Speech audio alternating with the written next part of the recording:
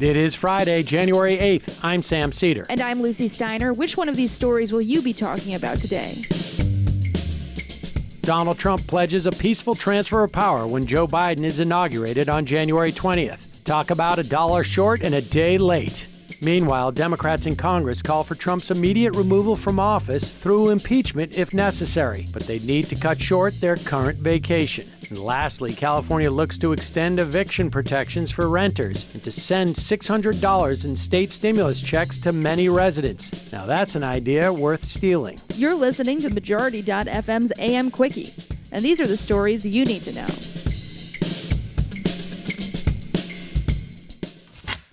Here's the state of play following Wednesday's insurrectionist raid on the Capitol. After resuming its joint session Wednesday night, Congress voted to certify Joe Biden's presidential election victory in the wee hours of yesterday morning. When all was said and done, 147 Republican members of Congress, including 8 senators, voted to overrule the Electoral College results. There are now calls that they should face consequences for supporting an anti-democratic putsch, but more on that later. After certifying Biden's win, the House and Senate adjourned for most of the next 2 weeks. Statements released yesterday, Trump offered the closest thing to a concession we will likely hear from him. In a morning statement, one day after vowing never to concede, he said, quote, "There will be an orderly transition on January 20th." End quote. In a later video, reminiscent of a hostage video, he called for calm and reconciliation in an apparent effort to appease Democrats calling for his removal. This could be how we hear from Trump going forward in canned statements and videos from the bunker.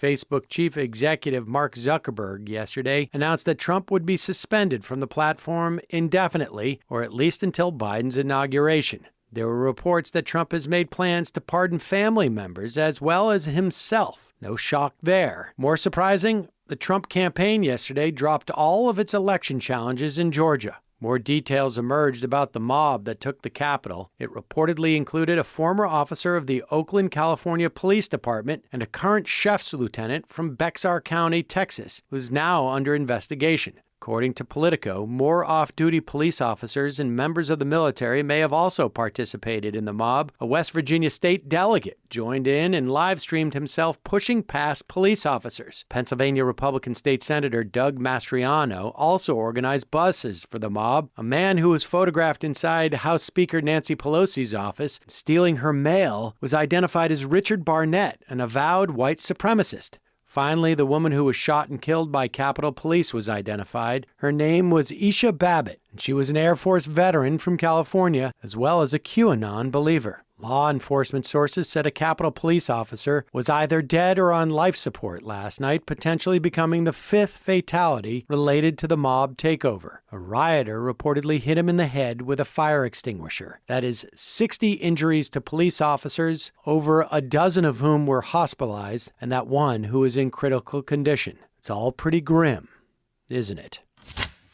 Many news organizations took the day to survey the fallout of Wednesday's events. Reactions were many and varied. Speaking by telephone to the winter meeting of the Republican National Committee yesterday morning, Donald Trump was greeted with cheers. According to the Washington Post, some shouted, "We love you," when Trump was put on speakerphone. Democrats were in no such lovey-dovey mood. Senate Minority Leader Chuck Schumer said in the morning that Trump should be immediately removed from office by way of the 25th Amendment, which is a long shot, of course, because it would require action by members of Trump's own cabinet, as well as his vice president, Mike Pence. Meanwhile, Pence advisors told Business Insider he won't support such plans. Failing the 25th Amendment remedy, Schumer said, Trump should be impeached for his role in instigating the assault on Congress. The call for removal was taken up by a wide range of Democrats, including and ultimately Nancy Pelosi and Minnesota Congresswoman Ilhan Omar, who stressed the need to move quickly. According to the Daily Beast, members of the House Judiciary Committee began drawing up articles of impeachment Wednesday evening. Omar sponsored them yesterday. House Judiciary Chairman Gerald Nadler said he supported the articles being brought directly to the House floor. Separately, Missouri Congresswoman Cori Bush circulated a petition calling for the expulsion of those Republican members who, quote, incited the attempted coup and white supremacist attack, end quote. Some Republicans did pipe up, for what it's worth. Acting Homeland Security Secretary Chad Wolf released a statement imploring Trump to condemn the mob violence. You remember Chad? Chad was responsible for some of the worst abuses of immigrations at the border. Transportation Secretary Elaine Chao, who is married to Senate Majority Leader Mitch McConnell, announced her resignation, as did Betsy DeVos, the Secretary of Education, whose brother happens to be a paid mercenary chairman CEO. Acting Attorney General Jeffrey Rosen said the Justice Department is committed to ensuring that those responsible for the attack face the full legal consequences. Former AG Bill Barr clearly blamed Trump for the violence, saying, quote, orchestrating a mob to pressure Congress is inexcusable, end quote. No comment on whether sicking military against peaceful protesters in Lafayette Square is also inexcusable, but I wouldn't hold your breath.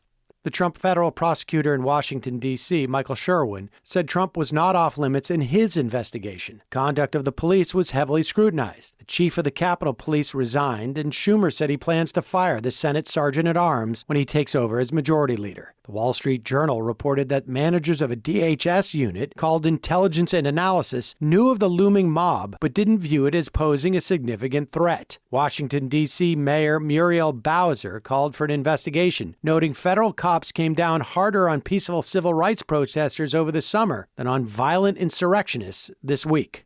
I can't imagine why. A state law protecting California tenants from pandemic-related evictions expires at the end of this month. So it's good news, as the Los Angeles Times reports, that Governor Gavin Newsom is proposing to extend protections for renters and expedite the distribution of $2.6 billion in federal rental assistance. Newsom said the budget he will release today will include the rental assistance money and a $600 state stimulus check to low-income residents. Under the proposals, Newsom said that Californians who have been impacted by this pandemic will get help to provide for their families and keep a roof over their heads. Millions of Californians lost income when the COVID-19 pandemic began in March, per the LA Times. Last summer, Newsom and the legislature approved a bill that protected many tenants from evictions through January 31. Speaking Wednesday, Newsom did not say how long an extension he would support. A representative said that the plan is subject to negotiations with legislatures. The governor also proposed to provide a Golden State stimulus that would refund $600 to taxpayers who received a California Earned Income Tax Credit. This according to the Times. Residents may be eligible for the tax credit if they have an annual income of $30,000 or less. Last year, nearly 4 million eligible tax returns were filed. Stimulus payments would be sent out in February and March. Real question is, why don't more states do this? And now for some quicker quickies. Quicker Quickie. NBC News reports that Amazon founder Jeff Bezos is no longer the richest man in the world. This after Tesla CEO Elon Musk's fortune rose to $188.5 billion. That's $1.5 billion more than Bezos. Congratulations to the insufferable plutocrat who has overtaken the other insufferable plutocrat. Joe Biden has picked Boston Mayor Marty Walsh, a former union leader, to serve as his labor secretary, this according to Politico. It's a blow to Asian American activists who had lobbied for California Labor Secretary Julian Su to take that position, but Walsh apparently had the support of both the American Federation of Teachers and the American Federation of State, County, and Municipal Employees, or at the very least, their leadership. People with no symptoms transmit more than half of all cases of the novel coronavirus. This according to the Washington Post. The new statistic comes from a model developed by researchers at the Center for Disease Control and Prevention. I'll say it again. Stay home or stay distant. Wear a mask and wash your hands. The Guardian reports that an Iraqi court has issued a warrant for the arrest of Donald Trump. The warrant is part of the court's investigation into the killing of a paramilitary commander who died in the same U.S. drone strike that killed Iranian General Qasem Soleimani at Baghdad airport last year. I know where Trump might be. Is there a tip line? I'll call it. Quicker Quickie.